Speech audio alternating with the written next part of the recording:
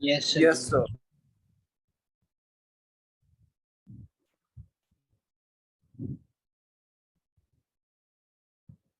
चलिए सारे लोग नया टॉपिक लिखिए।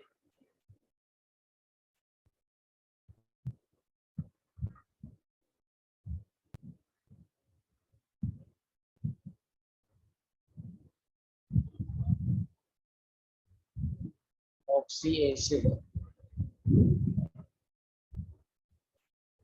ऑफ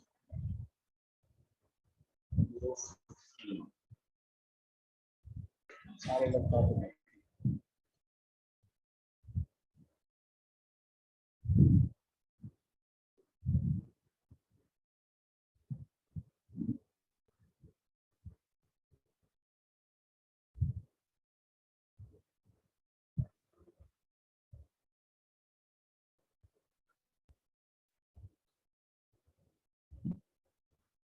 लिख लिया सारे लोगों ने? Yes, sir. देखिए, ऑक्सी एसिड की जो डेफिनेशन होती है वो होती है non metal plus oxygen plus hydrogen, this is called oxy acid. अब आइए, पहले हम ऑक्सी एसिड और फास्फोरस की बात करेंगे, और ये तो बहुत ही फेवरेट टॉपिक है कंपटीशन के लिए। ऑक्सी एसिड और फास्फोरस याद रखिएगा, फास्फोरस दो तरह की ऑक्सी एसिड बनाता है। एक को हम कहेंगे फास्फोरिक एसिड सीरीज, इसमें बहुत सारे एसिड्स आएंगे, और एक होता है फास्फोरस एसिड सीरीज। तो इसी के बेसिस पर हम तमाम ऑक्सी एसिड को पढ़ेंगे। क्लियर है? तो फास्फोरिक एसिड का जो जनरल फार्मूला होता है वो होता है H3PO4, और फास्फोरस एसिड में जो भी फार्मूला ड्राइव होगा वो H3PO3 से होगा। अब इसमें बहुत सारे प्रीफिक्स आपको याद रखने हैं, जैसे ऑर्गेनिक में आइसो नियो वगैरह होता है, उसी तरह इनऑर्गेनिक में भी आज के लेक्चर में हम ऑक्सी एसिड के प्रीफिक्स को समझने की कोशिश करेंगे। एक है फास्फोरिक एसिड और एक है फास्फोरस एसिड। चलिए लिख लिया तो बताइए सारे लोग। Yes, sir. लिख लिया।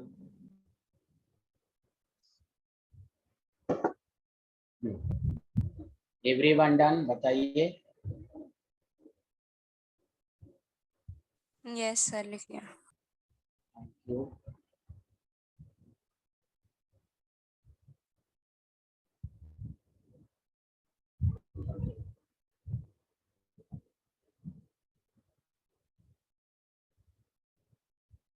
तो पहला ये है कि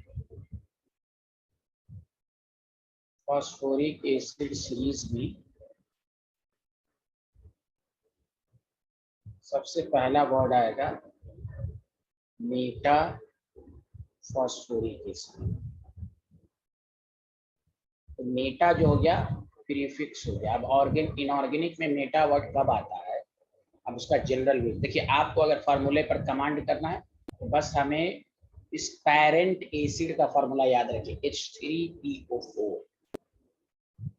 भले मेटा का नहीं डायरेक्ट आ रहा है, उसी से सारा कुछ बनेगा। पहले गौर से सुनिए, समझने के लिए, अब लिखिएगा नहीं।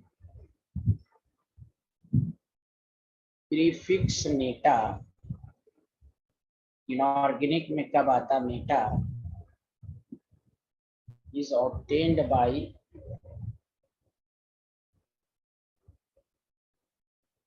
removal of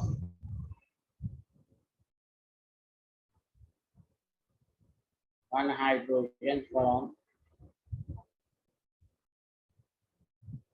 parent acid। बताइए मेटा कैसे बनता है? पेरेंट एसिड से क्या रिमूव करेंगे, जल्दी बताइए। एक हाइड्रोजन। हाँ बताइए। नहीं सॉरी, हाइड्रोजन लिख दिया मैंने, sorry. One water molecule, one water molecule. तो मेटा के लिए हमें 1 वाटर मॉलिक्यूल रिमूव करेंगे। यस, अब देखिए सारे लोग ध्यान दीजिए, जैसे हमें मेटा फॉस्फोरिक एसिड बनाना है, H3PO4 लिया, उसमें से हमने वाटर को हटाया, आपको HPO3 बना। बताइए, बना के लिए सारे लोग बताइए हाँ या Yes, sir. Yes, sir. आपको कोई भी कहे मेटा फॉस्फोरिक एसिड का फॉर्मूला बोलिए तो HPO3 डायरेक्ट याद हो, अच्छी बात है। ना याद हो रहा है आपको तो फॉस्फोरिक एसिड में से वाटर हटा दीजिए, तो यही HPO3 जो हुआ वो मेटा फॉस्फोरिक एसिड हुआ। तो बोल ही नहीं रहे, कुछ तो बोलिए, आ रहा है समझ में? Hello everyone. Sir. हाँ पहले, हाँ पहले यहाँ तक लिखिए, तो कहीं पर भी अब मैं आपको बताता हूँ इसके अलावा भी आप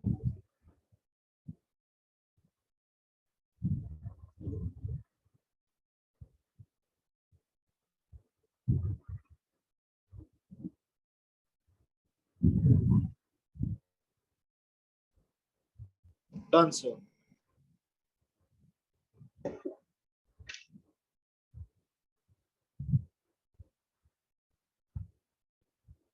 सारे लोगों ने लिख लिया, बताइए। 1 minute. Yes, sir. मेटा का वर्ड हर उस ये नहीं कि सिर्फ फॉस्फोरिक एसिड में। अब मैं थोड़ा कंसेप्ट समझा रहा हूँ। ये तो हो गया कि मेटा कैसे बनता है। Everyone done, everyone completed this cell type. अब देखिए कहीं पर भी अगर आपको कहे मेटा बोरिक एसिड लिखे तो आप बोरिक एसिड का फॉर्मूला याद रखिए बस। H3BO3 वाटर हटाइए, मेटा बोरिक एसिड HBO2 हो गया, आपको रटने की जरूरत नहीं पड़ेगी। ये होता है मेटा। अब आइए, लेकिन अगर आप किसी भी पेरेंट एसिड से, मेरी बात गौर से सुनिएगा ये लाइन, किसी भी पेरेंट एसिड से अगर वाटर रिमूव किया, H2SO4 से जो वाटर मिला तो क्या बना? SO3 बना कि नहीं? जल्दी बताइए। Yes, Yes, sir. sir. तो अब ये मेटा फॉर्म नहीं कहलाएगा, ये ऑक्साइड कहलाएगा, मतलब अनहाइड्रस फॉर्म कहलाएगा। ये ऑक्साइड है सल्फर का। याद रखिए मेटा के लिए जरूरी है कि वाटर रिमूव करें तो उस पर एक हाइड्रोजन होना चाहिए। अगर एक भी हाइड्रोजन नहीं है तो वो ऑक्साइड बन जाएगा। अरे कुछ तो बोलिए हाँ या ना। Hello everyone. Yes, sir. Yes, sir. हाँ, इसलिए कभी Yes, sir. केमिस्ट्री, हाँ कभी केमिस्ट्री में Meta sulphuric acid does not exist.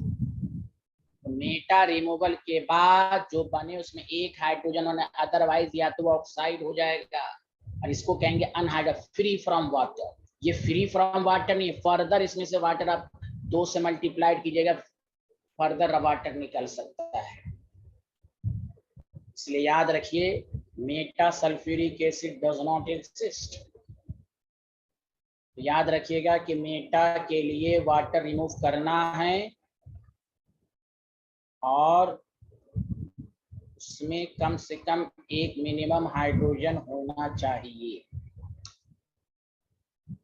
इसको भी लिख लीजिए साइंटिस्ट हर जगह, क्योंकि ये जानना जरूरी है। हम मेटा बनता कैसे है कि किसी भी पेरेंट एसिड से एक वाटर हटा के बनाइए और जो बने उसमें कम से कम एक हाइड्रोजन हो। अगर एक हाइड्रोजन नहीं है तो या तो वो ऑक्साइड कहलाएगा, उसी को अनहाइड्रस फॉर्म कहेंगे, free from water.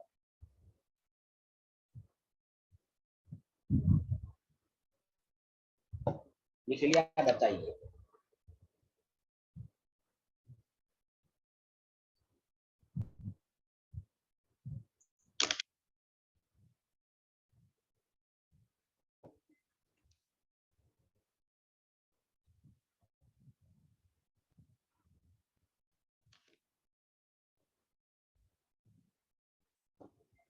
Done, sir.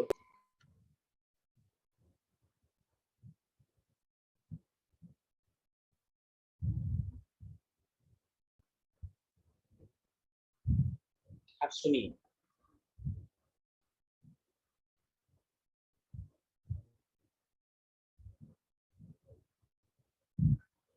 याद रखिएगा, मैं हमेशा बताया हूं, मैं फिर से बोल देता हूं।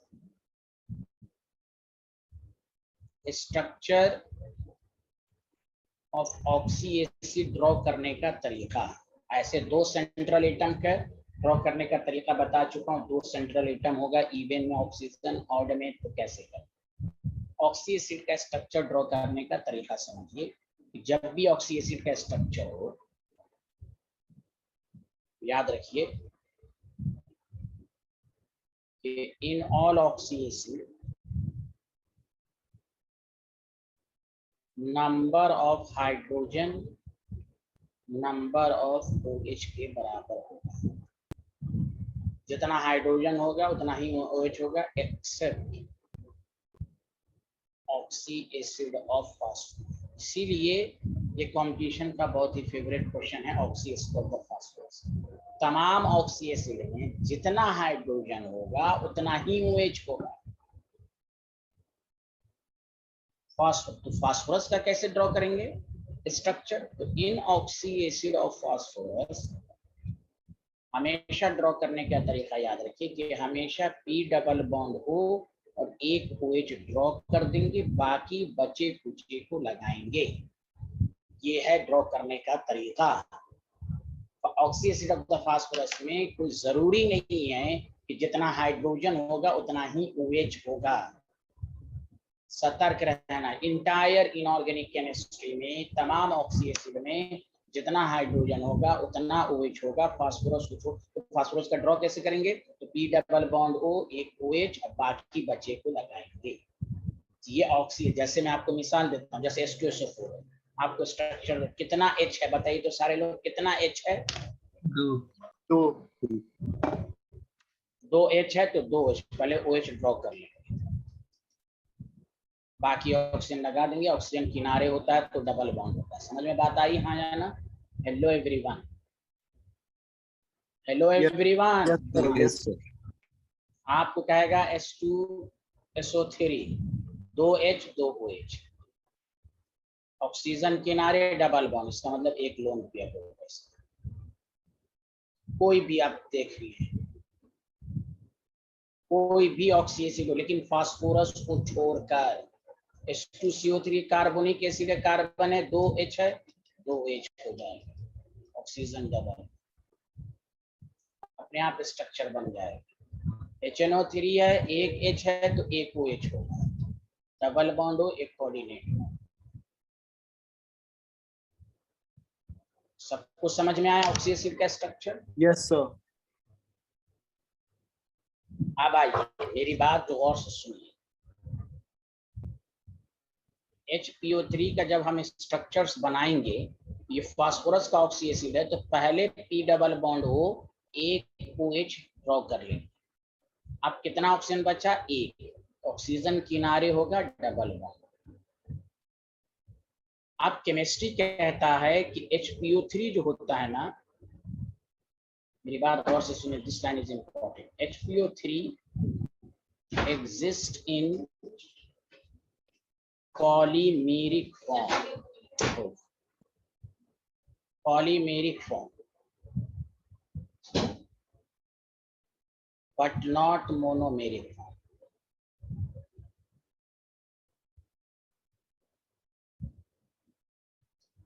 पहले बताइए, ये लिख लिया था आप लोगों ने? तब मैं आगे बढ़ूंगा। ये लिख लिया था? सब लोगों ने लिख लिया था? लक्ष्य, शीरीन, सब ये लिख लिया था। चलिए अच्छी बात। अब सुनिए, HPO3 का स्ट्रक्चर कहेगा तो ये तो आप बना देंगे, लेकिन HPO3 जो होता है exist in polymeric form. Polymeric का मतलब होता है एक से ज्यादा, बहुत ज्यादा, 2 3 ट्राई सब कुछ। आपके सिलेबस में या कंपटीशन में जो जनरली पूछता है, गौर से सुनिए, HPO3 का हम ट्राई, जब ये फॉर्मूला बनेगा H3P3O9, इसको इतनी दफा पढ़ लीजिए आपकी आंखों के सामने और दिमाग में इमेज बन जाए। इसको हम कहेंगे साइक्लो ट्राई मेटाफॉस्फोरिक एसिड। ऐसे देगा तो आप समझ जाएंगे कि ट्राई है। अच्छा एग्जामिनर करेगा कि H3P3O9 दे दे, इसमें ट्राई है कि क्या है, फला, ये नहीं पता चला। इसलिए ये इस फॉर्म में भी याद रखिए और पूरा मिक्सअप करके जो आया ज्वाइंट करके, तो H3P3O cyclotrimetaphosphoric acid, this is very important. Metaphosphoric acid जो होता है वो जनरली पॉलीफेरिक डाइमर बनाना चाहेगा, ट्राइमर बनाना चाहेगा, एन टाइम्स बनाना चाहेगा, ये मेरे कहने का मकसद है। तो यहाँ पर मैं ट्राई की बात किया, बताइए आया समझ में? Hello everyone. Yes, sir.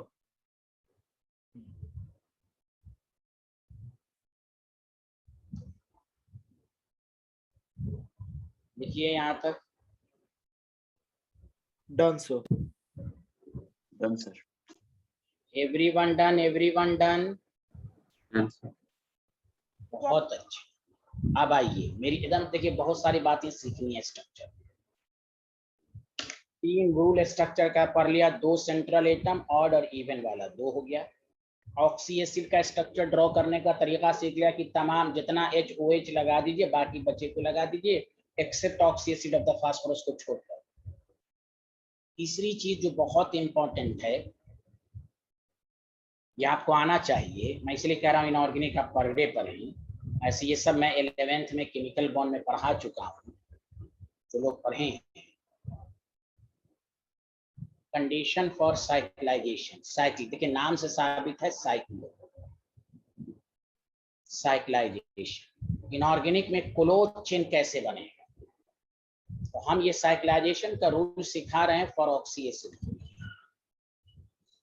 Cyclos chain के लिए पहली कंडीशन है मोर देन 2 सेंट्रल एटम होना चाहिए। कितने सेंट्रल एटम जल्दी बताओ? More than 2 central central. Atom. ये बता चुका हूँ, बहुत सारे लोगों को नहीं मालूंगा, तो मैं दोबारा बता रहा हूँ। क्लोज चेन बनने के लिए जरूरी है कि मोर देन 2 सेंट्रल एटम हो। 2 से ज्यादा सेंट्रल एटम होगा, क्लोज चेन बनेगा, पहली कंडीशन। दूसरी कंडीशन सुन लें, दूसरी condition, surrounding atom should be greater than equal to central atom होना चाहिए। तीसरी condition common integer, common integer का जो कंसेप्ट है वो ऑक्सी एसिड में लगेगा।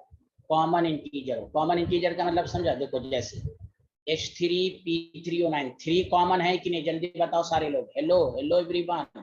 Yes, sir. Yes, sir. याद रखें। और चौथा, central atom present in maximum oxidation, present in maximum oxidation state, +5 phosphorus तो +5। ऑक्सी एसिड अगर है 2 से ज्यादा सेंट्रल एटम है, सराउंडिंग सेंट्रल से ज्यादा या इक्वल है, कॉमन इंटीजर है, तो वहां क्लोज चेन बनेगा। जैसे HPO3 जो आपने लिखा H3P3O9, आप चेक कर लीजिए, कॉमन इंटीजर 3 है। फास्फोरस का ऑक्सीडेशन स्टेट चेक कर लीजिए, मैक्सिमम है, आप समझ जाइए क्लोज चेन होगा। आपके ऊपर है, आप क्लोज 3 है सेंट्रल एटम, तो आप क्या कीजिए, ट्राइंगल बना दीजिए। और ट्राइंगल जब बनाइए तो POP POP POP, ये ट्राइंगल बना दीजिए, ट्राइंगल बना दीजिए। और आपको मैंने सिखाया कि जब ऑक्सी एसिड हो तो एक डबल बॉन्ड हो, एक OH डाल दीजिए, एक डबल बॉन्ड हो, एक OH डाल दीजिए, एक डबल बॉन्ड हो, एक OH डाल दीजिए। बताइए H3P3O9 हो गया कि नहीं? जल्दी बताइए। Hello everyone. Yes, sir. Yes, sir. Yes, sir.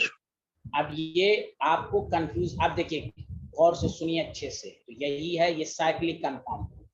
आप इसको ऐसे भी बना सकते हैं, कोई जरूरी नहीं कि एकदम वो, आप इसको ऐसे भी बना सकते हैं, POE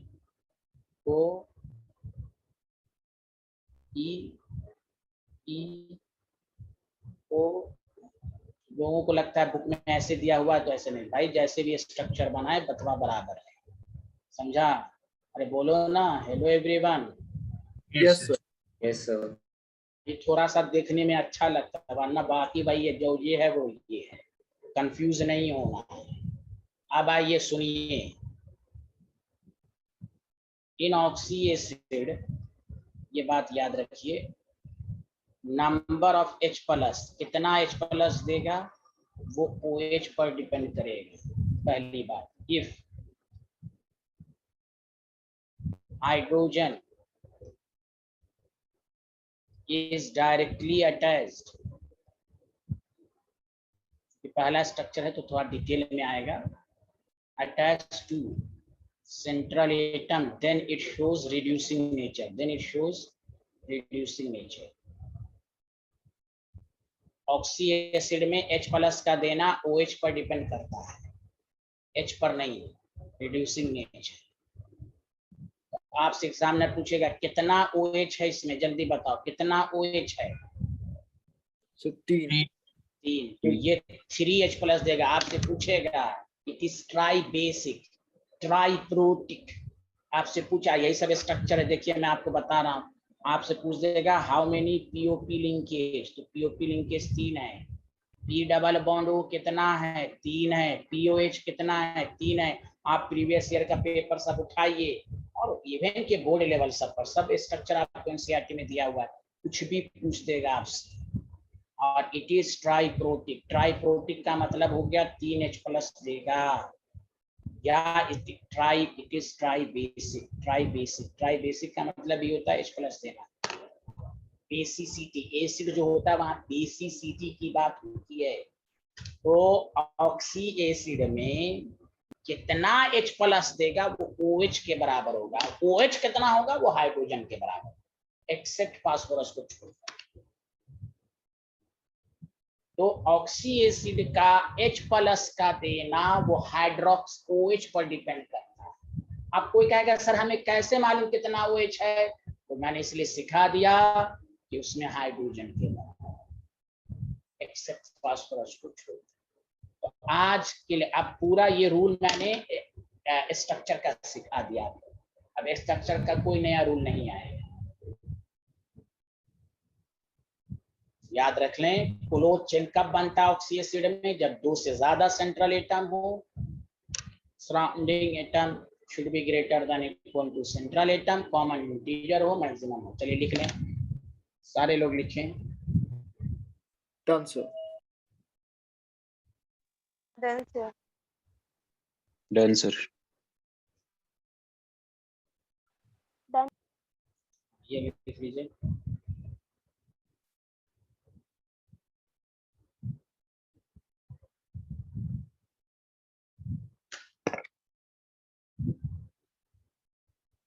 Done, sir.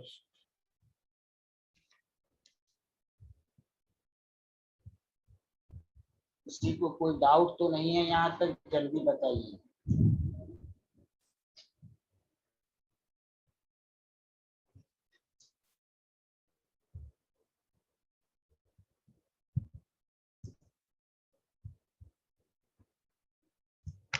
किसी को कोई डाउट तो नहीं है? Hello everyone. No, sir.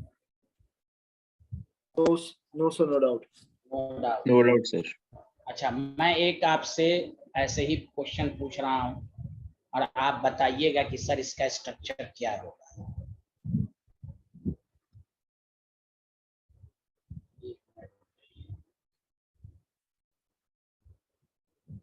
जैसे मैंने एक चीज दे दी आपको, H5P3O10, पहले बताइए कितने सेंट्रल एटम है, 2 से ज्यादा है कि नहीं, जल्दी बताइए। Hello everyone. Yes, sir. Yes, sir. Yes, sir. तो जब 2 से ज्यादा हो, अब देखिए ऑक्सी एसिड है, नॉन मेटल ऑक्सीजन है, ऑक्सी एसिड भी है। पहली बात ये ऑक्सी एसिड है। देखिए लिखिएगा नहीं अभी please. Central atom greater than, central atom जो है वो 3 है। क्या कॉमन इंटीजर है इन तीनों में? No, No, sir. sir. No sir, सुनते रहिएगा प्लीज। अच्छा, ऑक्सीडेशन स्टेट निकाल लेते हैं, +5 -10 at 20 is equal to 0, 3x, अब देखिए कितना हो जाएगा, 15x is equal to 5। Maximum भी है, सब कंडीशन को फॉलो कर रहा है, लेकिन कॉमन इंटीजर नहीं है, इसलिए इसमें क्लोज चेन नहीं बनेगा। कौन बनेगा? Linear, it forms linear chain. कौन सा चेन? Lead. Linear chain. अब लीनियर चेन बनाना हो तो सिर्फ ऐसे कीजिए। देखिए मैं आपको बता रहा हूँ, P 3 P है ना, PO, P आपके पास 3 पी हो गया। हर पी पे क्या बताया था, एक डबल बॉन्ड हो एक OH देना, बोलिए बताया था, एक डबल बॉन्ड हो एक OH Yes. देना बताया था। ओके, एक डबल बॉन्ड हो एक OH देना। अब एक बच गया, कितने ऑक्सीजन बच गए बताइए, काउंट करो, 2 3 5 6 8। हेलो एवरीवन, समझ में बात? अच्छा नहीं नहीं, आपको OH भी तो बचा ना, ऑक्सीजन तो, हाइड्रोजन भी बच गया, OH एंड OH। देखो हो गया कि नहीं, H5 हो गया, देखो काउंट करो, H5 है, जल्दी बोलो। Yes, sir. Yes, sir. देखिए ये है तरीका, ये है ट्रिक्स कि ऑक्सी एसिड में कॉमन इंटीजर होना चाहिए, वरना लीनियर चेन बना देगा। कोई बोल ही नहीं रहे हो यार, तुम कुछ तो बोलो। Yes, Yes. sir. Yes, sir. हाँ हाँ, कॉमन इंटीजर होना चाहिए, इसलिए एनसीईआरटी ने लिखा है। सुनिए, मैं सब एनसीईआरटी के बेसिस में, ये मत समझिए कि मैं ऐसे ही पढ़ा, डेप्थ में पढ़िए कि ये है। अगर एन लिख दिया तो उसको कहेंगे पॉलीमेटाफॉस्फोरिक, बहुत ज्यादा है ना, तो क्या बोल देंगे, बोलिए ना, पॉलीमेटाफॉस्फोरिक। Of course. पॉली में तो अब यहाँ पर ये क्लोज चेन हो भी सकता है, वो डिपेंड करेगा कॉमन इंटीजर पर। अगर मान लीजिए अगर इसके पास नहीं है कॉमन इंटीजर, तो यही देखिए इस तरह बनाएगा। जबकि देखिए ये भी तो हुआ ना कि इसमें ये भी आपके पास आ गया कि भाई कॉमन इंटीजर नहीं है, ये हो गया। तो इसको भी स्ट्रक्चर इसी तरह ड्रॉ करेंगे। पॉली जब भी कहे तो बस वही पी डबल बॉन्ड हो, एक OH, oxygen, P double bond हो, एक OH, पी डबल बॉन्ड हो, एक OH, और बोलिए ना, पी डबल बॉन्ड हो, बोलते रहिए, और ये चलता रहेगा, ऑक्सीजन ऑक्सीजन डैश डैश चलता रहेगा। बोलिए आया समझ में? Hello hello Yes. Hello. Yes. हाँ, अब इसमें कॉमन इंटीजर होगा, जैसे 3 से मल्टीप्लाइड होगा तो क्लोज चेन हो गया, और अगर कॉमन इंटीजर नहीं होगा तो उसका इसी तरह लीनियर चेन बना लेना। अब ये एनसीईआरटी में बना हुआ तो स्टूडेंट को समझ में नहीं आता। वो साइक्लोट्राई का भी दिया हुआ है कि metaphosphoric acid generally exist in poly, अकेले में इस बिहारी को अनस्टेबल होता है, अनस्टेबल होता है ये बिहारी, ये चाहता हम स्टेबल हो, तो पॉलीमेरिक फॉर्म बनाएगा। अब पॉलीमेरिक फॉर्म में 2 बातें, पहली बात ये कि अगर 2 से ज्यादा सेंट्रल एटम हैं, फास्फोरस मैक्सिमम ऑक्सीडेशन स्टेट में है, कॉमन इंटीजर है, तो वहां वो क्लोज चेन बना देगा, अदरवाइज वो लीनियर चेन फॉर्म में रहेगा। लीनियर चेन कैसे ड्रॉ करना है वो मैंने बता दिया, सबको समझ में आया? Hello everyone. Yes. Yes, sir. Yes, sir. चलिए ये लिख लीजिए। सर इससे पहले वाली साइड दिखा दीजिए। अच्छा ओके ओके। देखिए कितना इंटरेस्टिंग टॉपिक है इनऑर्गेनिक केमिस्ट्री, बस पढ़ते रहिए, यहाँ होता Done, sir. जाएगा। हाँ वेरी गुड।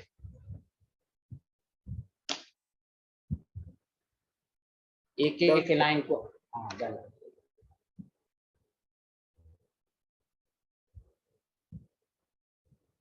ये लिख लिया।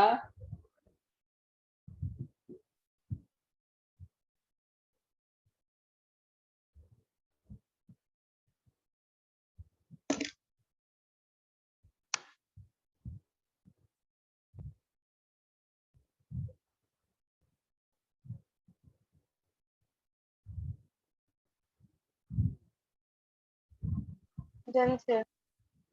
Very good.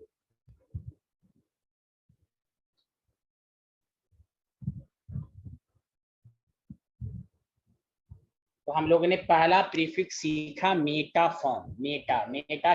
तो एक दफा रिवीजन कर लेता, मेटा कैसे बनता है, किसी का भी मेटा फॉर्म बनाना हो तो उस पेरेंट एसिड से क्या करेंगे, सारे लोग मिलके वो बोलिए। हटा देंगे एक। Water.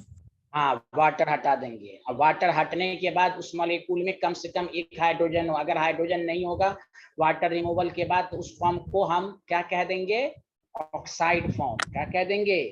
Oxide form. साइड पर हाँ या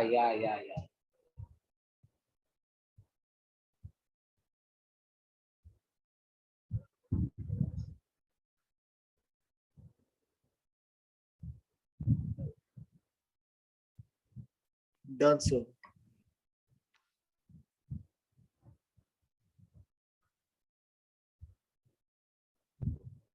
चलो दूसरा टर्म सुनिए,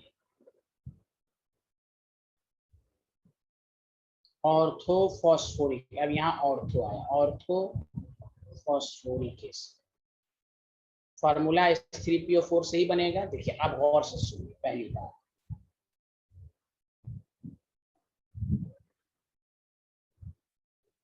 पहली बात फॉर ऑर्थो के लिए हाइड्रोजन जो है ना वो ग्रेटर देन इक्वल टू 3 होना चाहिए, पहली कंडीशन तो ये है। तो आप बता दीजिए क्या ऑर्थो सल्फ्यूरिक एसिड पॉसिबल होगा? ऑर्थो सल्फ्यूरिक एसिड पॉसिबल होगा? No sir. नो सर, पहली कंडीशन यही है। दूसरी बात यह है कि हाइड्रोजन ग्रेटर देन और तो जब भी हाइड्रोजन ग्रेटर देन 3 हो और उसमें must have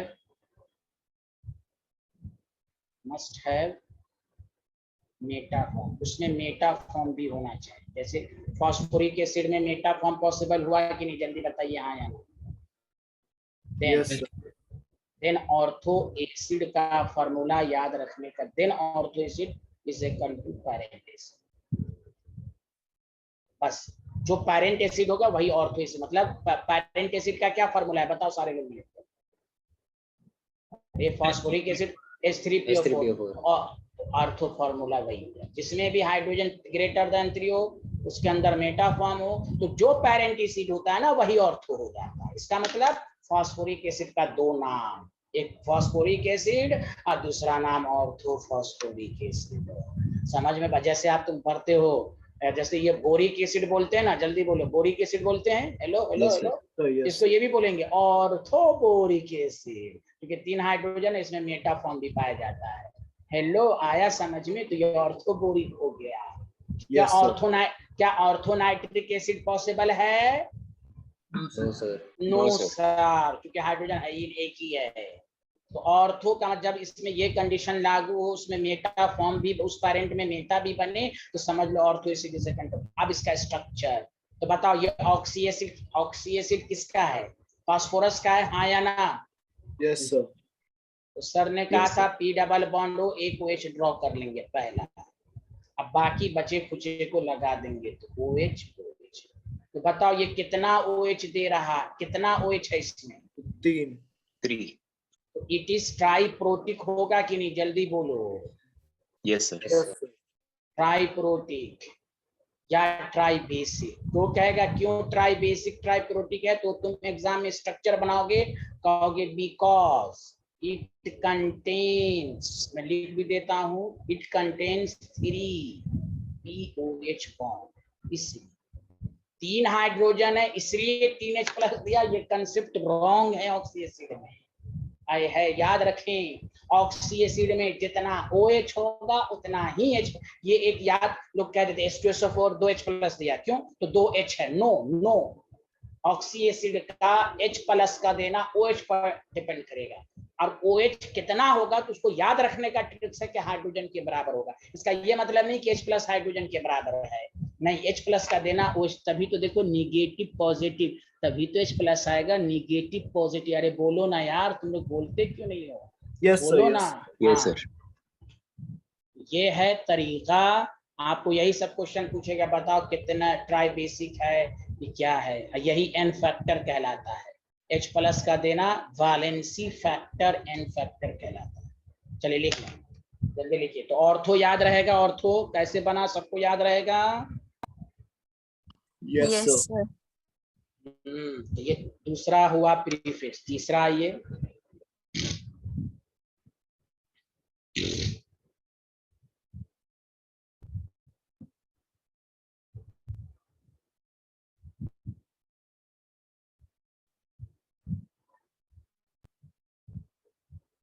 done sir.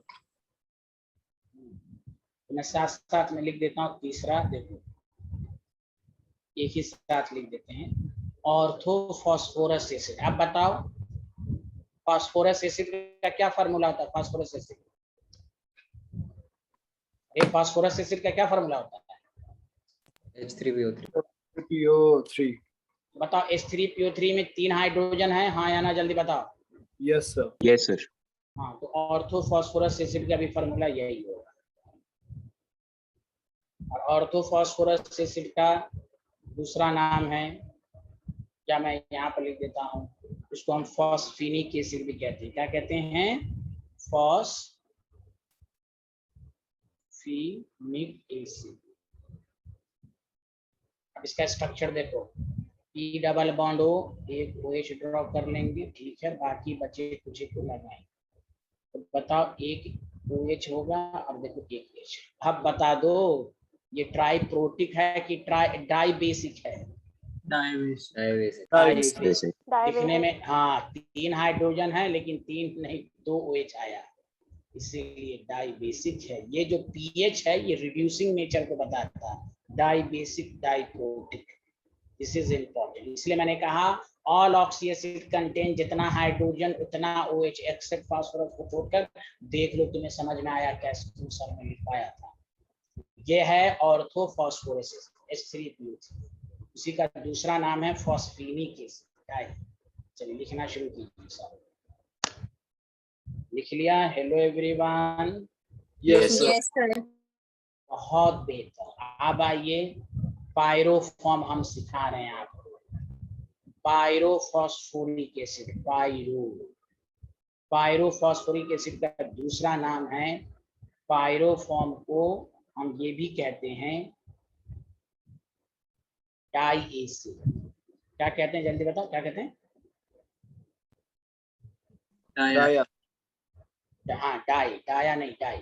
Pyrophosphoric acid को हम ये भी कह सकते हैं डाई फॉस्फोरिक एसिड।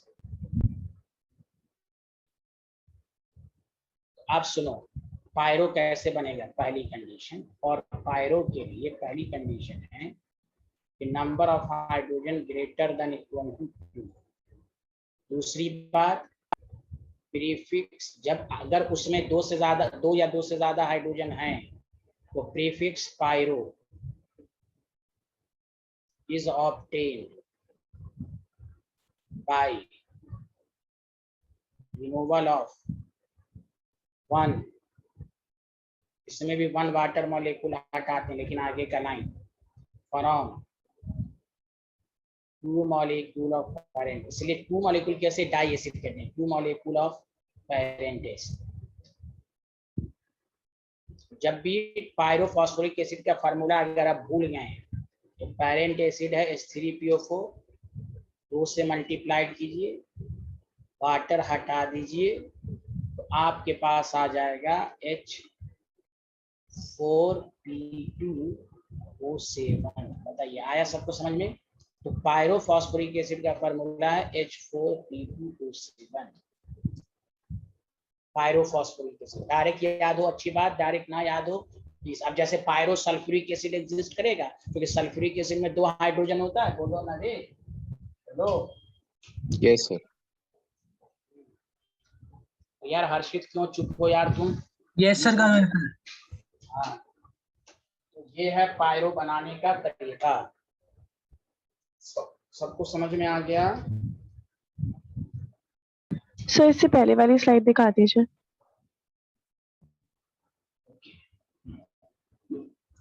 देखिए,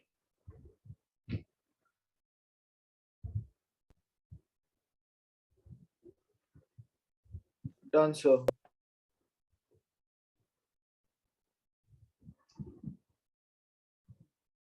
ये सब आपको Done, याद sir. होना चाहिए।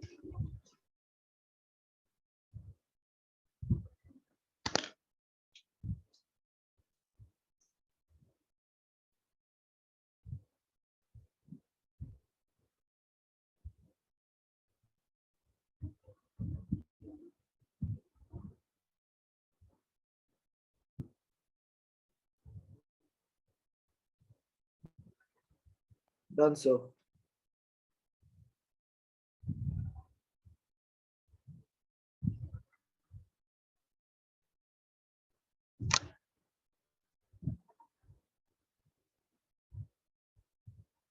लिख लिया सारे लोग, हाँ या ना? Yes, sir.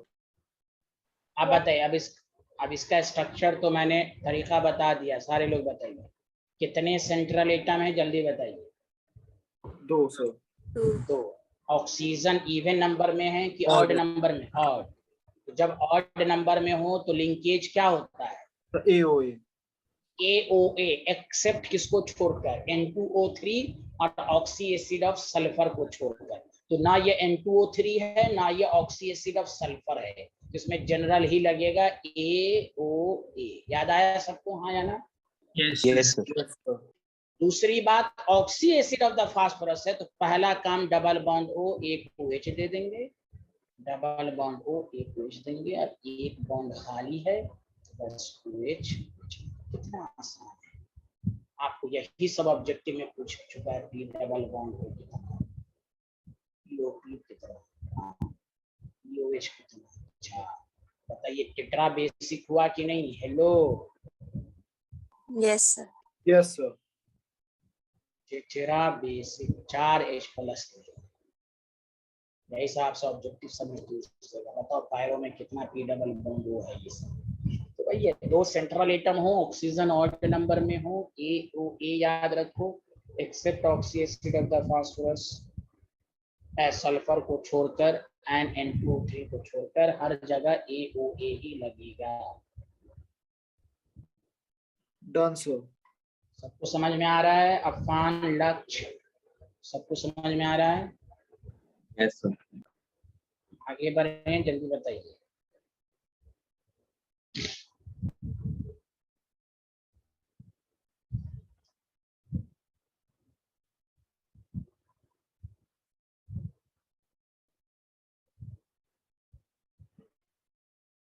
अब आइए, इसी में हम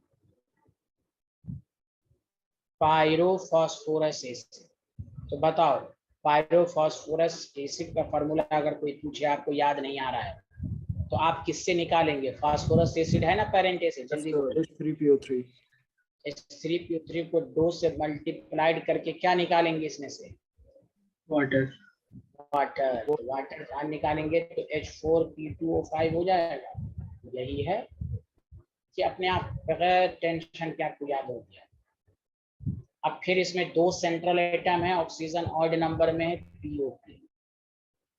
पहला काम डबल बॉन्ड O एक OH दे देंगे, डबल बॉन्ड O एक OH दे देंगे, बाकी बचे कुछ को देखिए, दिखने में 4 है लेकिन 2 ही OH आया, ये भी डाइबेसिक होगा। आपसे यही पूछेगा पीएच बॉन्ड कितना, तो 2, POH बॉन्ड कितना, तो 2, PO बॉन्ड कितना, तो 2, POP बॉन्ड कितना, तो 1।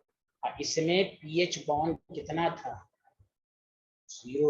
अरे बोलिए ना, हेलो। Yes. Yes, sir. 0। यही सब क्वेश्चन सब आता है, कुछ भी पूछ सकता है आपको। देखें,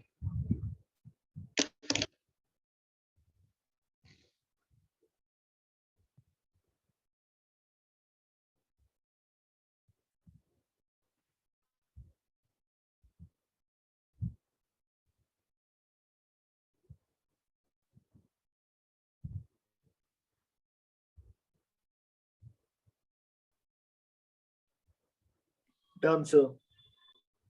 done, everyone done, thank you. अब आइए, So ये 5th होगा, 4th नहीं. Topic. अब आइए नेक्स्ट 6 पार्ट।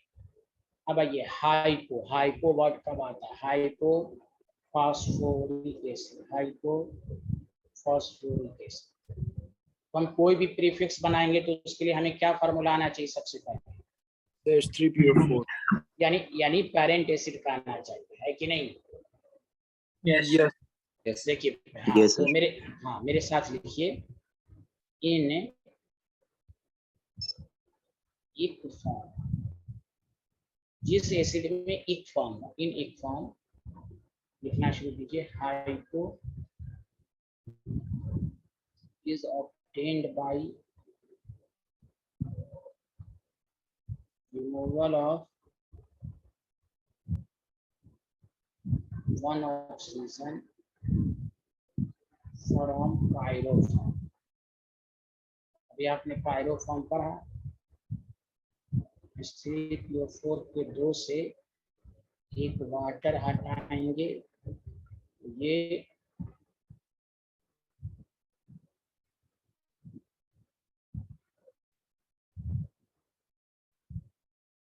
पायरो होगा, फिर उसमें से एक ऑक्सीजन हटा दीजिए, H4P2O6।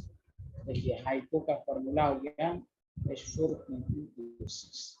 तो इक फॉर्म में ना, हर जगह ये डिफिनेशन नहीं चलेगा, इक फॉर्म में hypo is obtained by removal of one oxygen from pyro form. देखिए सारे लोग, हेलो, Yes, sir. तो डायरेक्ट याद हो तो अच्छी बात, डायरेक्ट याद हो तो ये सब अगर भूल जाए तो ये सब याद करने का तरीका याद रखिए कि एक फॉर्म में हाइपो कैसे बनाते हैं। आगे बढ़े, जल्दी बताइए। 1 minute. Yes, sir.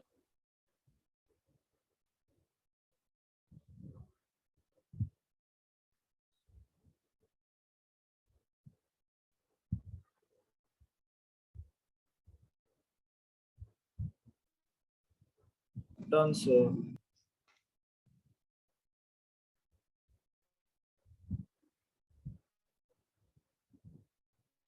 Everyone done.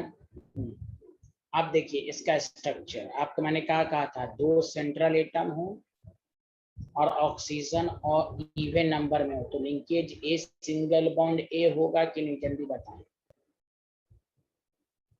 मैं बताया था ना structure, 2 central atom, Yes, sir. Oxygen even number में तो a single bond E bond. मैंने कहा ए डबल बॉन्ड, एक O और O एक OH दे दीजिए, जहां भी यही कीजिए, एक O और एक OH दे दीजिए, बाकी बचे कुछ को लगा दें, बस बच क्या गया, एक OH। H4P2O6 हो गया कि नहीं, बताइए। इसमें POP बॉन्ड कितना है, जल्दी बताइए, POP बॉन्ड कितना है इसमें? 0 Zero. हाँ, यही सब क्वेश्चन पूछ रहा है, ये 4 ऑक्सीजन से लिख देगा। मैं बताओ किसमें POP लिंकेज नहीं है या किसमें है? E डबल बॉन्ड O जो है POH4 जिस टेट्रा बेस। देखिए जब स्ट्रक्चर का रूल सीखेंगे तो ये सब आपको क्या, आपका टाइम बचा रहा है, वो सब स्ट्रक्चर का रूल याद रखिए। 2 सेंट्रल एटम हो, ऑक्सीजन इवन नंबर में हो तो लिंकेज ए सिंगल बॉन्ड पे रहे।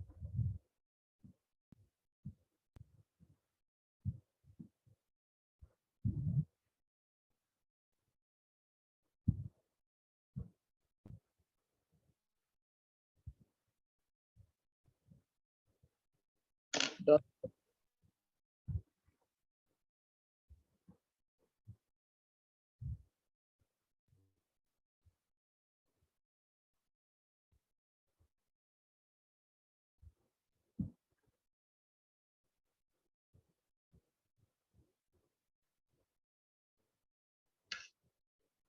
लिख लिया?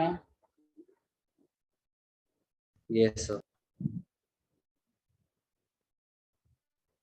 लास्ट है hypo phosphorus acid.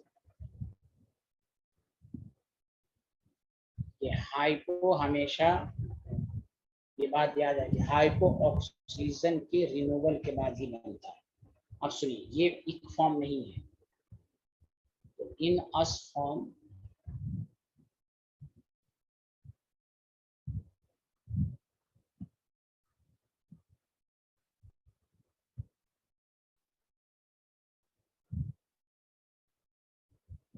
hypo is obtained by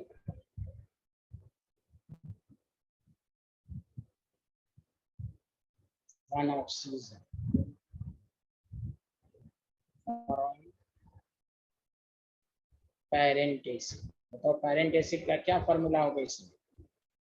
So H3PO3. इसमें से एक ऑक्सीजन हटा दो, क्या बन जाएगा? H3PO2। तो यही बन जाएगा। Yes, sir. Clear?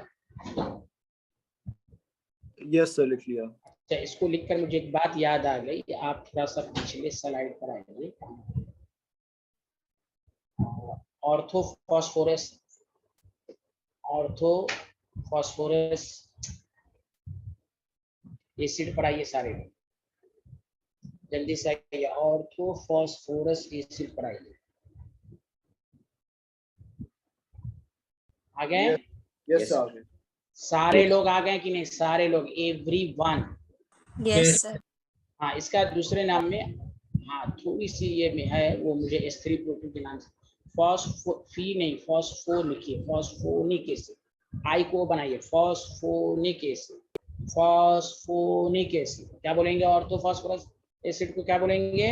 Phosphoric acid. Phosphonic acid. हाँ, अब आइए, मुझे इसको देखकर याद आ गया। हाँ, इसको कहते हैं हाइपोफॉस्फोरस एसिड का दूसरा नाम है, इसको कहते हैं फॉस्फेनिक एसिड। ये थोड़ा सा आई और उनका चक्कर है, फॉस्फेनिक एसिड।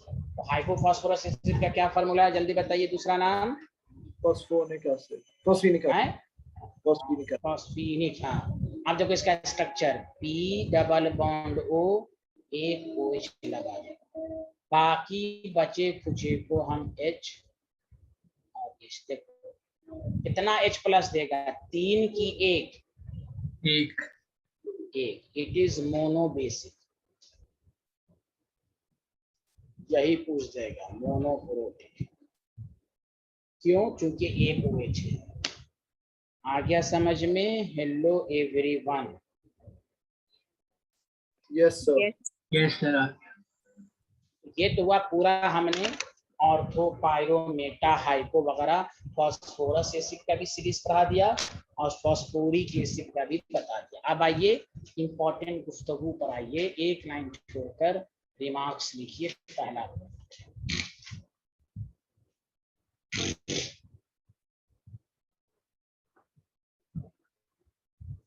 लिख लिया? बताइए। यस सर, लिख लिया।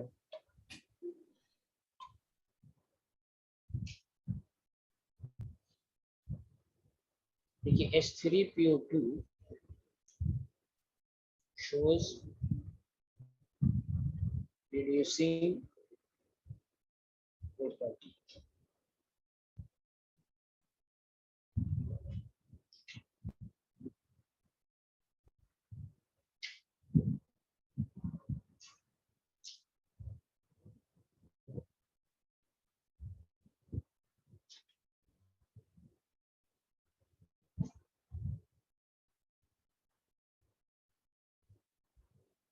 H3PO2 shows reducing property.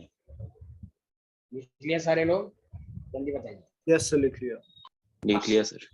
अब सुनिए, इसका एक्सप्लेनेशन देने का तरीका दो है, अब दोनों वेरी इंपॉर्टेंट, और से सुनिए। एग्जामिनर बोलेगा कि रिड्यूसिंग प्रॉपर्टी है बाय स्ट्रक्चर, इसको बताइए।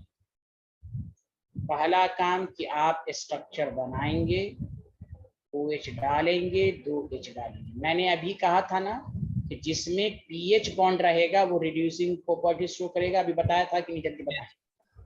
Yes sir.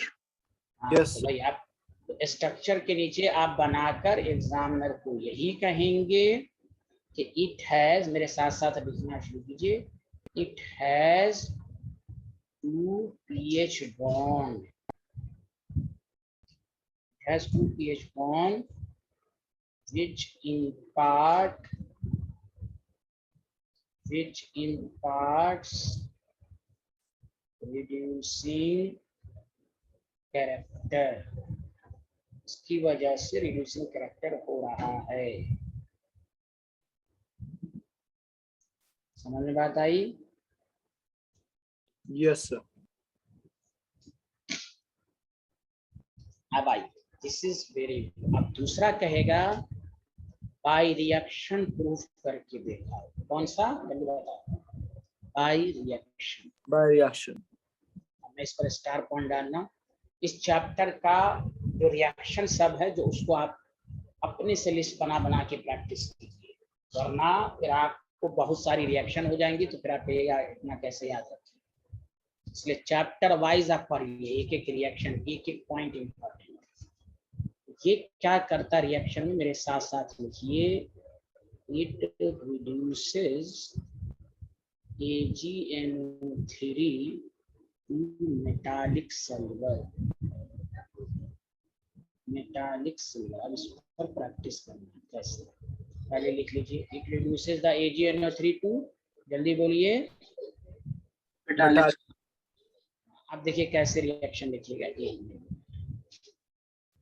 तो आपके पास ये है, एग्जामिनर दे देगा H3PO2 है, AgNO3 है, ठीक है, लिखिएगा नहीं। H3PO2 जो है वो देमसेल्फ ऑक्सीडाइज होगा H3PO4। याद रखने का तरीका, H3PO2 रिड्यूसिंग एजेंट है, तो ये देमसेल्फ ऑक्सीडाइज होगा H3PO4 में, और AgNO3 को मेटालिक सिल्वर में रिड्यूस करेगा। चूंकि यहाँ नाइट्रेट, कहीं आप बताओ क्या प्रोडक्ट में कहीं पर नाइट्रेट आया, जल्दी बताओ, कहीं पर नाइट्रेट है प्रोडक्ट में? No, sir. तो याद रखने का तरीका, नाइट्रिक एसिड बना दो। सुना? अरे बोलो ना, कुछ तो बोलो। Hello Yes, sir. हेलो। हाँ, तो फिर तक एकदम समझ के करोगे तो रिएक्शन आगे सब मिसलेनियस रिएक्शन सब है। आपको पूछेगा H3PO2 shows reducing property according to a structure, it contain 2 pH, this is आसान। क्या बताइए, रिड्यूसिंग प्रॉपर्टी शो करता है by the right the chemical reaction of H3PO2 which imparts reducing character। आपको ये रिएक्शन, दूसरा क्वेश्चन आपको रिएक्शन देके कहेगा प्रोडक्ट बना, कुछ भी पूछ सकता है आपसे। तो H3PO2 AgNO3 के साथ जब रिएक्शन करेगा तो देमसेल्फ ऑक्सीडाइज होगा H3PO4 में और AgNO3 को सिल्वर में। क्योंकि यहाँ नाइट्रेट नहीं है तो नाइट्रिक एसिड आ जाएगा। दूसरी बात, अगर आप हिट एंड ट्रायल मेथड से बैलेंस करना चाहते हैं तो यहाँ पर वाटर ऐड कर दीजिएगा, क्योंकि इधर H है तो इधर H वाटर ऐड कर दीजिएगा। Did you understand? हाँ या ना, जल्दी बताइए। Yes sir. Hit and trial, अगर हिट एंड ट्रायल नहीं चाहते हैं तो मैंने आपको ट्रिक्स दिया था कि आप N फैक्टर निकालें। यहाँ +1 ऑक्सीडेशन स्टेट है, यहाँ +5 है, तो N फैक्टर हो गया +1 से +5 कितना चेंज हो गया? 4।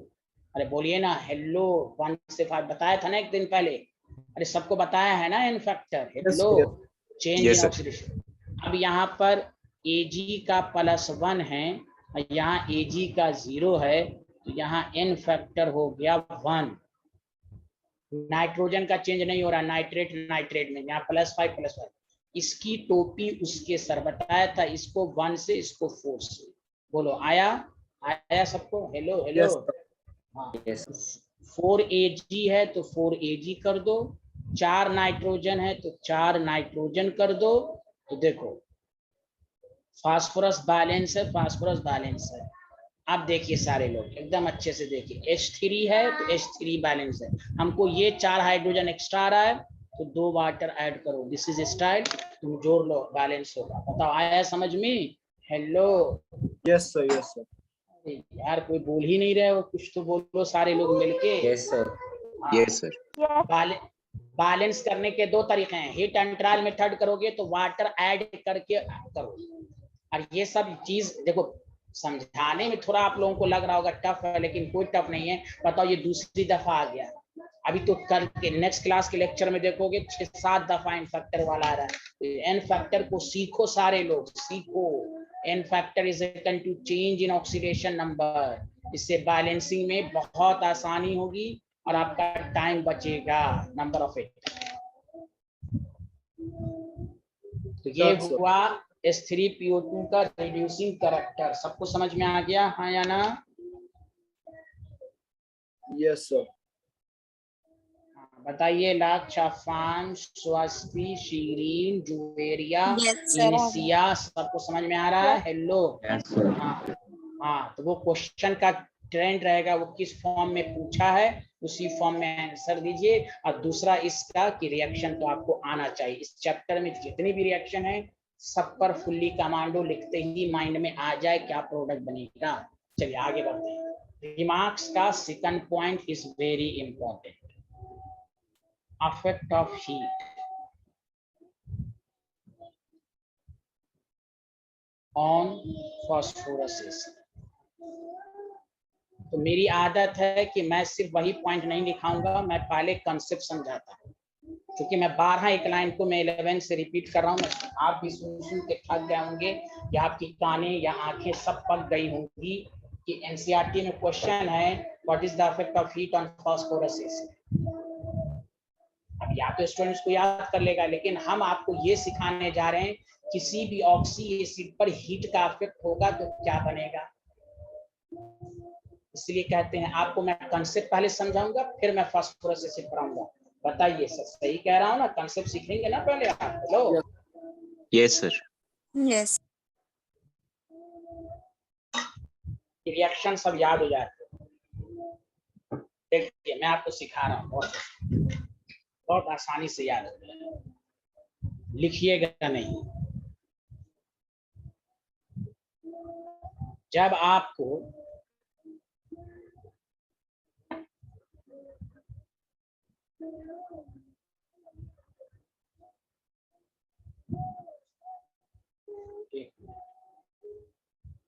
लिखना नहीं है, पहले रुक जाइएगा। Effect of heat,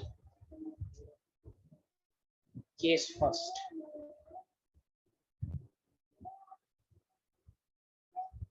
case first ये है कि अगर आपको कोई कहे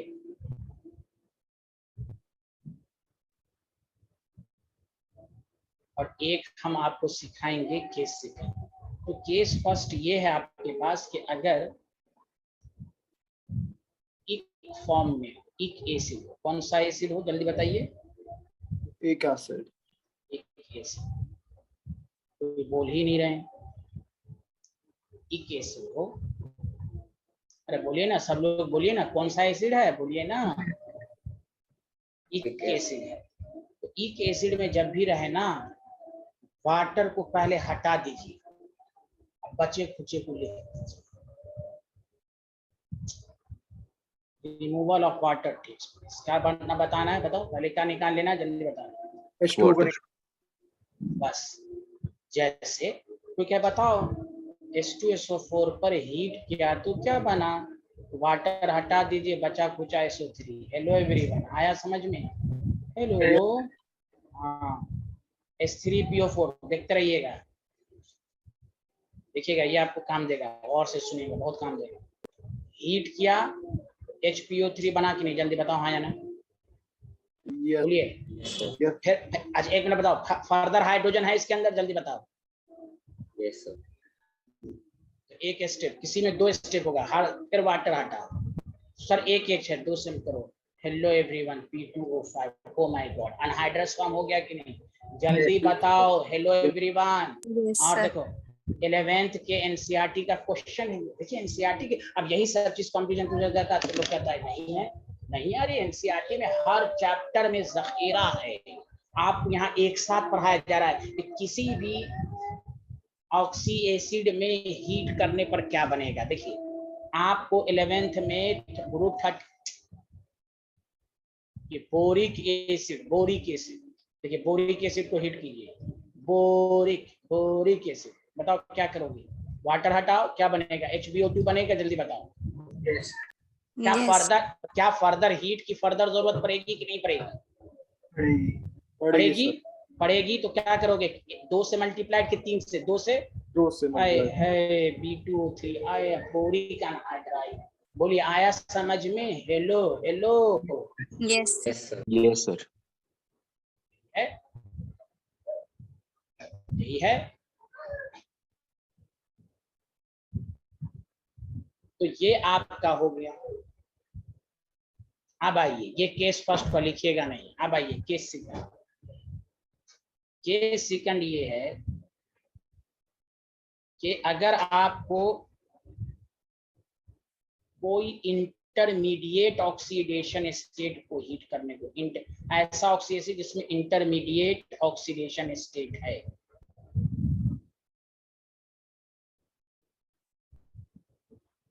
तो उसको जब हीट करेंगे तो जस्ट सुनिएगा आगे का line, just higher oxy acid बनेगा इन इक फॉर्म में। क्या बोला मैंने, रिपीट कीजिए, इंटरमीडिएट ऑक्सीडेशन स्टेट वाले को हीट कीजिएगा तो क्या बनेगा, जस्ट अरे बोलिए ना, just higher oxy acid in ic form. और एक बनेगा lower oxidation product, lower oxidation state. इसको अभी तो बाई प्रोडक्ट को भूल गए। जैसे मिसाल के तौर पर यही आपके जो सिलेबस में पहला H3PO3 है, इंटरमीडिएट है ना +3, जल्दी बोलो हाँ या ना। Heat Yes, sir. किए Yes, sir. बताओ H3PO3 का जस्ट हायर वाला ऑक्सीजन कौन है? फास्फोरिक। बोलो बोलो बोलो, अरे यार बोलो ना। Yes, sir. हाँ फास्फोरिक। बस बाई प्रोडक्ट याद रखना होगा PS3 - 3 जैसे लोअर ऑक्सीडेशन। और याद करो इंटरमीडिएट ऑक्सीडेशन स्टेट होता है तो डिस्प्रोपोर्शनेशन शो करता है। बोलो याद है? Hello everyone. Yes, sir. NCERT में ये लिखा है what is the effect of heat on H3PO3। हमने आपको जनरल कंसेप्ट सिखा दिया कि वो ऑक्सी एसिड जिसका इंटरमीडिएट हो तो उसमें जस्ट हायर ऑक्सी एसिड बनेगा। और ये आपके 11th के रिडॉक्स रिएक्शन में भी है, मैं बता रहा हूँ ना, आप लोग को यकीन नहीं होता है ना। HClO3 जाके देखिएगा टेबल में है बना हुआ, HClO3 है तो इसको हीट करेंगे, ये इंटरमीडिएट ऑक्सीडेशन है तो जस्ट हायर वाला बनेगा और एक प्रोडक्ट HCl बन जाएगा। बोलिए बोलिए। Yes. Chloric sir. एसिड बन जाएगा, हाइपोक्लोरस है क्लोरिक बन जाएगा, क्लोरिक है तो परक्लोरिक बन जाएगा। Yes, और sir. देखिए हाइपोक्लोरस है तो जस्ट हायर वाला कौन है? क्लोरिक एसिड बन जाएगा। इसके ये क्लोरिक है तो इसके जस्ट वाला परक्लोरिक एसिड बनेगा। आप पढ़िएगा कि ग्रुप 17 में आएगा, मैं बात बता देता हूँ ऐसे। रुक जाइए। Hypochlorous, chlorous, chloric, perchloric. फिर से बोलिए हाइपोक्लोरस, क्लोरस, क्लोरिक, परक्लोरिक। बोलिए क्या बोला? Hypochlorous, Chorus. Chlorous, chloric, hypochloric. तो देखो HClO को हीट करो, सब जस्ट इंटरमीडिएट वाला है तो जस्ट इसके वाला एक फॉर्म कौन है? तो HClO3 ही लिखोगे, ठीक है।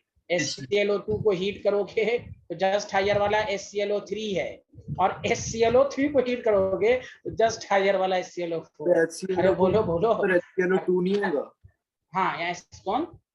तो सबसे फर्स्ट में HClO2 आएगा ना। बिहार, तुम असल में बिहारी हो ना, असल में यहाँ लिखा एक फॉर्म में आना चाहिए। ये तो अस फॉर्म है ना, जस्ट हायर वाला क्या है?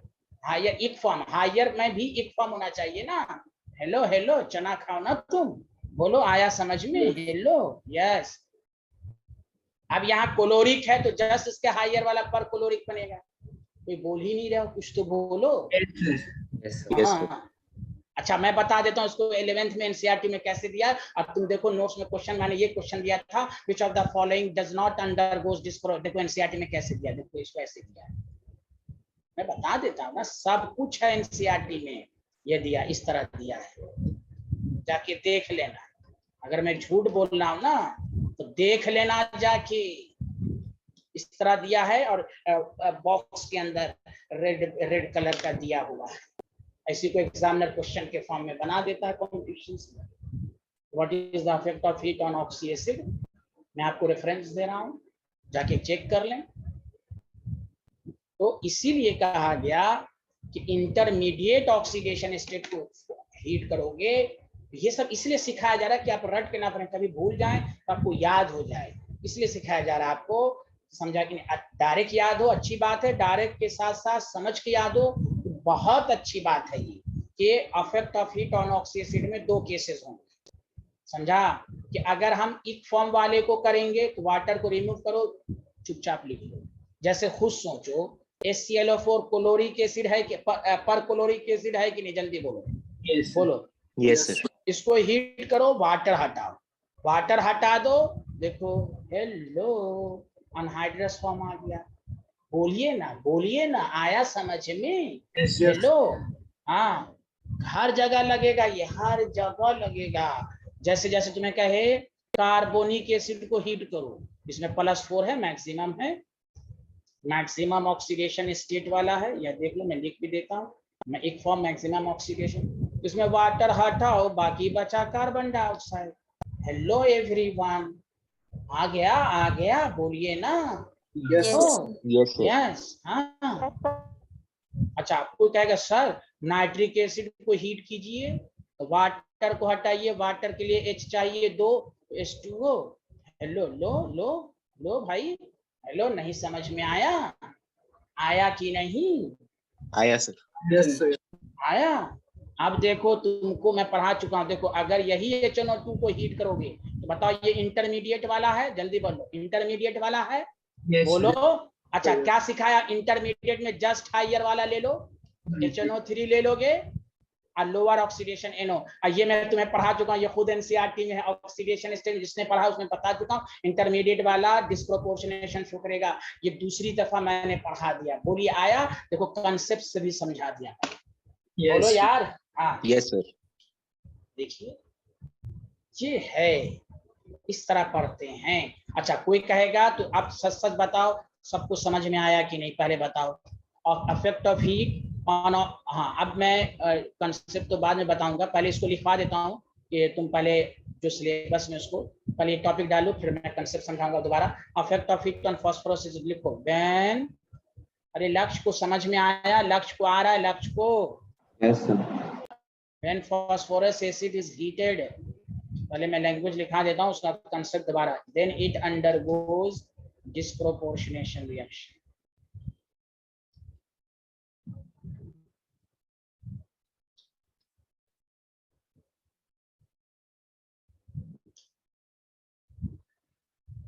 ये सब रिएक्शन आपको एग्जामिनर दे देगा। हीट सर ने सिखाया था, इंटरमीडिएट वाला बने तो जस्ट हायर वाला और जस्ट ये वाला।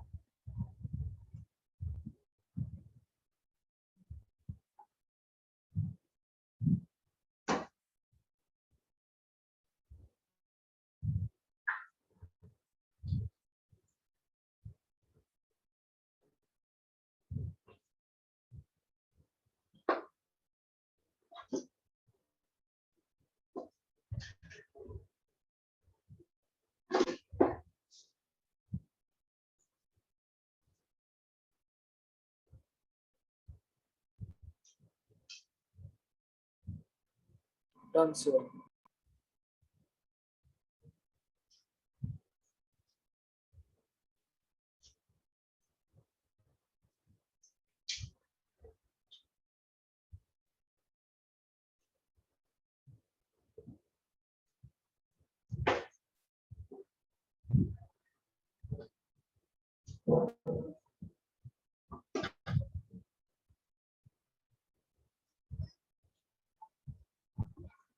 हाँ, has everyone completed? Yes sir. अब ये कंसेप्ट लिखो जल्दी से, फटाफट लिखो, 2 मिनट का।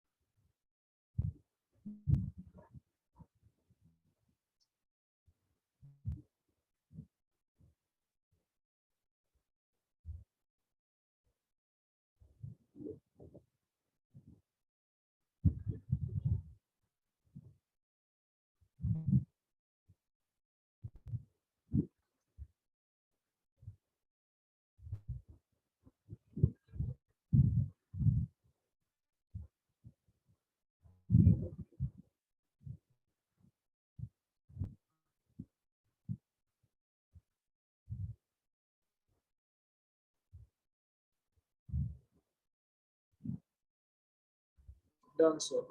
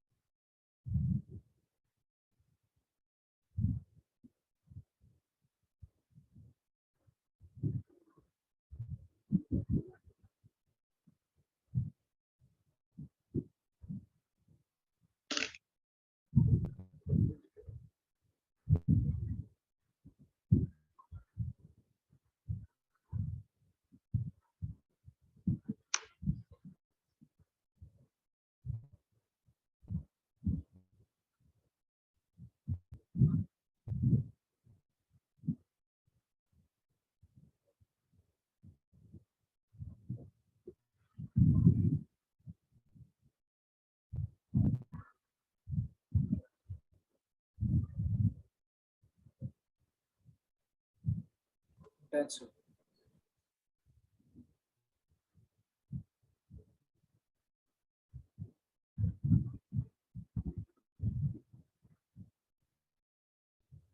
इसलिए सारे लोग हाँ या ना जल्दी बताइए। 1 मिनट सर।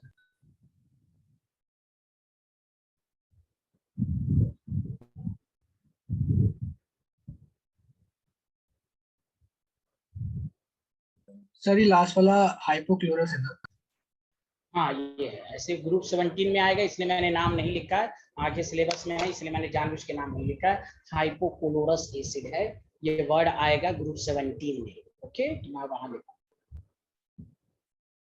हाइपोक्लोरस है और बाद वाला प्रोडक्ट में क्लोरिक है। चलिए आज इतना ही, फिर नेक्स्ट क्लास में मुलाकात होगी। Okay, bye bye, thank you everyone. Thank you, sir. Thank you, sir. Thank you sir. Thank you everyone.